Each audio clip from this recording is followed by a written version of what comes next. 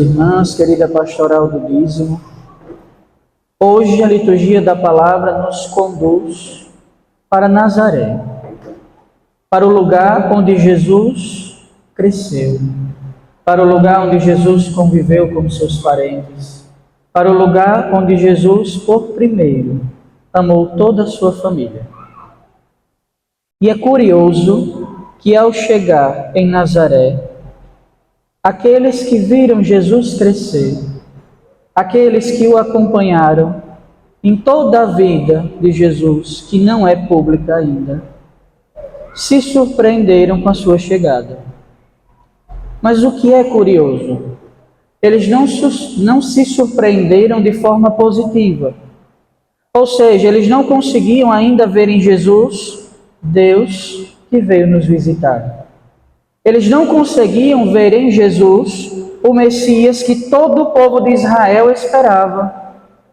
E por que eles ainda não conseguiam dar este passo de fé? Porque eles esperavam o Messias segundo os seus próprios moldes. E tentaram encaixar Deus nas suas próprias expectativas. Então o Messias esperado para aquele povo era alguém que viria para libertar Israel de uma forma política. E Jesus não se encaixa nisso. Então, quando Jesus volta à sua cidade, o que é que eles perguntam? De onde recebeu ele tudo isso? Como conseguiu tanta sabedoria? Eles conseguem perceber que é o mesmo Jesus. Eles conseguem perceber a ação extraordinária da graça de Deus na vida de Jesus e através de Jesus, mas eles não conseguem ir além e vê-lo como o Messias esperado. Nós ouvimos na primeira leitura que Deus manda o profeta para mostrar que existe ali um profeta, diante daquele povo rebelde, para conduzi-lo, para orientá-lo. E aqui é ainda mais grave, porque Deus enviou o seu próprio Filho e eles não o reconheceram.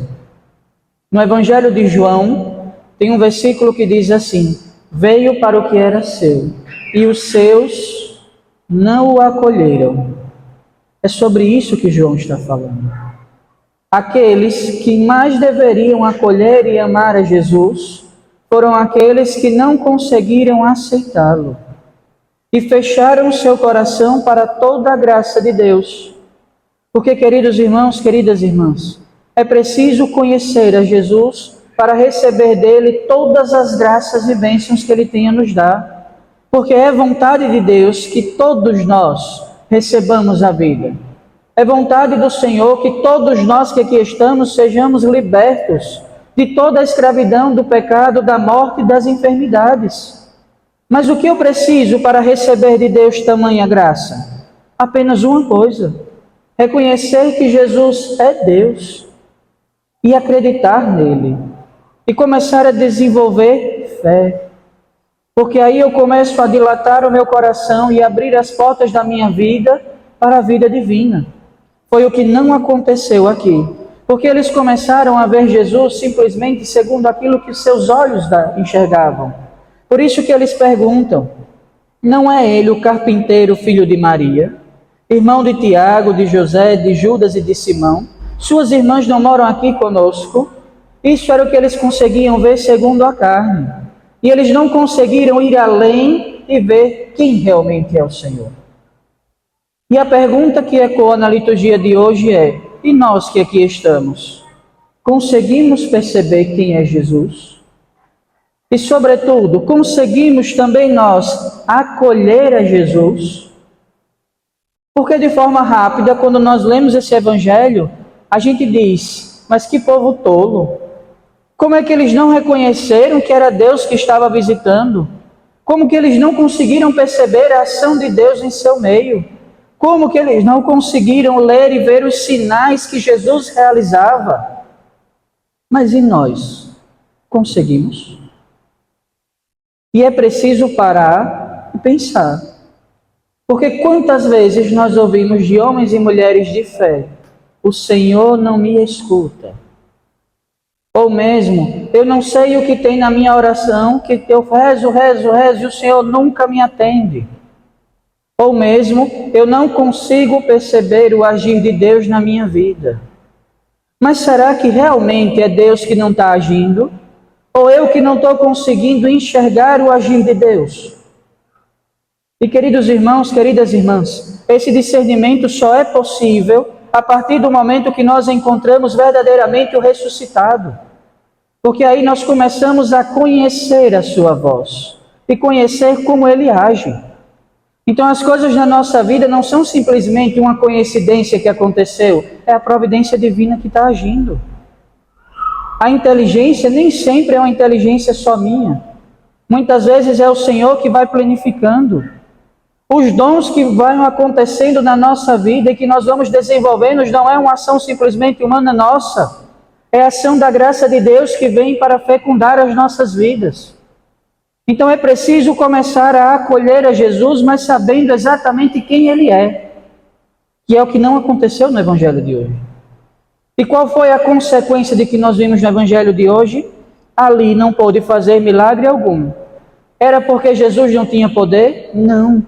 Mas porque aquele povo não tinha fé nele e não se abriu a receber a graça. E eu vos pergunto, neste domingo de manhã, vocês querem receber a graça do Senhor? Virgem Maria, só metade da igreja. Deixa eu perguntar de novo. Vocês querem receber a graça do Senhor? Sim. Então é preciso, queridos irmãos, queridas irmãs, aprender a acolher Jesus todos os dias da nossa vida. E como nós vamos fazer isso, Padre? Por meio da palavra. O verdadeiro cristão católico precisa todos os dias meditar a palavra. Porque muitas vezes nós queremos que Jesus se materialize na nossa frente para nos dizer o que eu preciso fazer. E nós esquecemos que Jesus fala conosco por meio da palavra. Então é preciso, todos os dias, parar e meditar a palavra de Deus. Depois, uma vida de sacramentos. Muitas vezes nós esquecemos que a voz do Senhor ecoa pela voz da igreja. É Ele quem nos conduz, é Ele quem nos alimenta, é Ele quem nos instrui. Então é estranho quando nós vemos cristãos católicos que têm preguiça de vir à missa dominical, que têm preguiça, ou têm medo, ou têm vergonha, seja lá o que for, de confessar-se. E é algo estranho, porque às vezes nós encontramos homens e mulheres que estão na missa todos os dias ou todos os domingos, mas se confessam uma vez ao ano por ocasião da Páscoa. E a igreja não diz que é para confessar só uma vez. Ela diz pelo menos uma vez ao ano. Mas realmente nós estamos tão santos que não precisamos vir à confissão? E o padre está tocando nisso por quê? Porque às vezes o confessionário está vazio. E não é porque o padre não está atendendo, é porque não tem penitentes a serem atendidos. Então é preciso que a gente vá tomando consciência, queridos irmãos, queridas irmãs, quais são os lugares onde Deus fala conosco. E quais são os lugares onde nós recebemos a graça de Deus. Porque senão, nós começaremos a caminhar ouvindo várias vozes e deixando o Senhor de lado. E muitas vezes caímos até numa tentação de achar que nós somos insuficientes demais para estarmos na presença do Senhor. E isso é uma tentação do diabo para nos tirar da presença de Deus. Ouvimos a segunda leitura de hoje. São Paulo sofria por causa das suas fraquezas. E era como um espinho na carne, ou como se Satanás estivesse dando bofetadas nele.